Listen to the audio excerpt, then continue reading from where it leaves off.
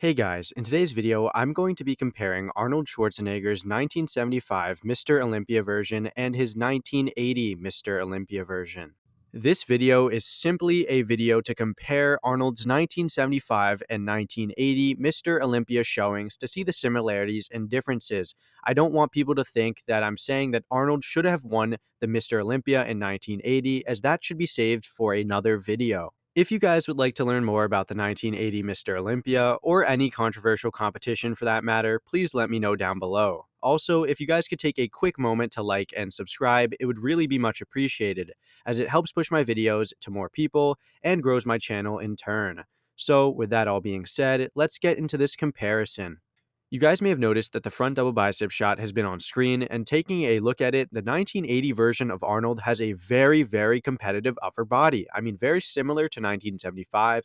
Biceps and triceps are in, chest looks rather good, midsection is in check, and the lats flare out very nicely. Now, the only thing you can really say is that 1975 looks a lot more polished than 1980.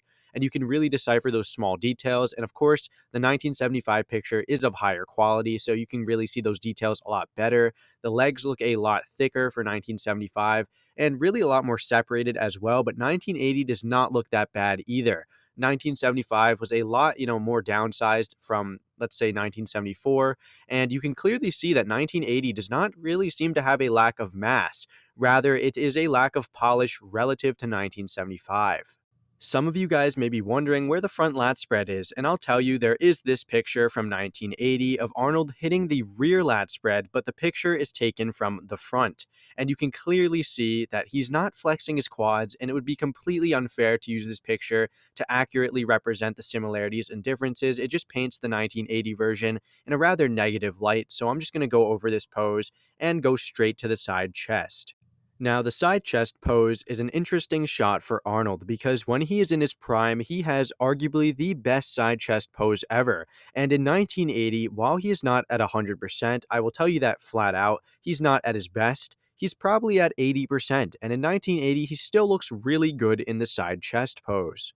I hear a lot of people saying that in 1980, Arnold was a complete shell of his former self. And if we take a look at Arnold in 1980, his chest seems to be very similar to 1975 in terms of size and condition.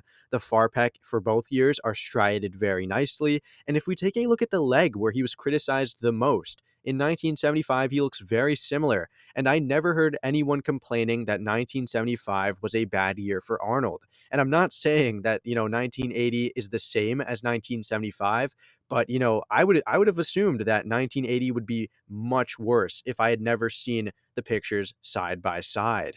The rear double bicep shot is actually a very comparable shot for 1980, and I mean, he looks very good there. I mean, taking a look at his back itself, very similar in size, mass, and conditioning to his 1975 version. The arms look almost identical. I mean, you really can't say anything bad about this rear double bicep for 1980. And the legs, of course, they look small, but I mean, 1975, his legs were not large either. If this was 1974, that would be a different story. But, 1975, his legs were definitely downsized. And from behind, they look very similar to 1980. So, wow. This is an amazing shot, one of Arnold's best shots, in my opinion. Any back shot is very good for him. And in 1980, he really did bring it from behind.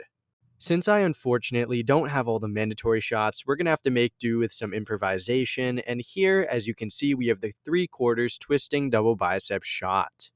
Now, taking a look at both years, you can clearly see that both look very similar. Now, immediately, where I see a difference is between the hamstring and quad tie-in area. You can clearly see that in 1975, there is a little bit more detail there. The shadow is just a bit darker. That could be from the lighting, things like that, but, we'll never know. Now, it is very hard to see where the differences are. I mean, I'll tell you, they look very similar. Arnold has always looked good hitting this variant of the shot. I mean, really hard to say. His back does look a little bit drier in 1975, but of course, it is a black and white image, and the quality is a little bit better. Plus, he seems to be a little bit more oiled up in 1980, so I can't really say for certain. Let's go to another shot, though. Once again, it is very difficult to decipher the differences between these 2 years. I mean, the tricep in 1980 looks pretty good, 1975 looks very comparable. The legs, obviously, a little bit of a different angle for both years, so you can't really say. I mean, they look good in relatively similar condition for both years. The chest appears to have striations in both years, and the really outstanding body part for both would be that bicep, the far bicep. And in both years, that bicep looks ridiculously full. I mean, insane development in the bicep for Arnold. And even at his worst, he looks really great in this mantis pose. A signature shot for him. And yeah, it's really hard to say, where the differences are. So let's go to another shot. I don't know what to call this pose necessarily, but I think it is very clear that 1975 has a condition and sharpness edge over 1980 here. If we take a look at the bicep and tricep area, it is very clear that they are more separated than in 1980. Now, Arnold in 1975 just had a layer of polish and sheen kind of that 1980 didn't necessarily have.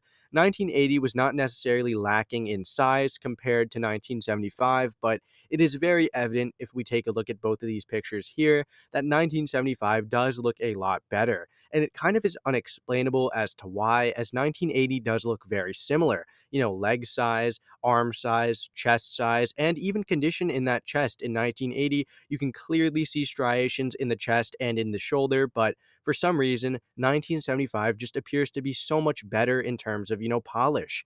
And, I think that was a common theme throughout this video. Let's go to the last shot, the most muscular. That polish and sheen I was just talking about really shows for 1975 in the most muscular shot. I mean, wow. He looks flawless. His legs look very proportional, cut and separated. His chest looks really full, and everything flows into place. Now, if we take a look at his, 1980 version, he doesn't inherently look bad body part for body part, but his arms look a little bit downsized. His shoulders look very comparable, but also a little bit worse. His traps are very similar. His chest has all the striations as well as, in 1975, but, in 1980, his chest doesn't really appear to be as full and his legs aren't as separated and kind of cause an imbalance, in my opinion, in a shot like this. And overall, he doesn't look bad, but 1975 has that polish, he has that sheen, and 1980 just doesn't have that. So that's going to conclude this comparison. So I hope you guys enjoyed this video, and I also hope that you guys were able to see that relative to his 1975 package, Arnold in 1980 really wasn't all that bad.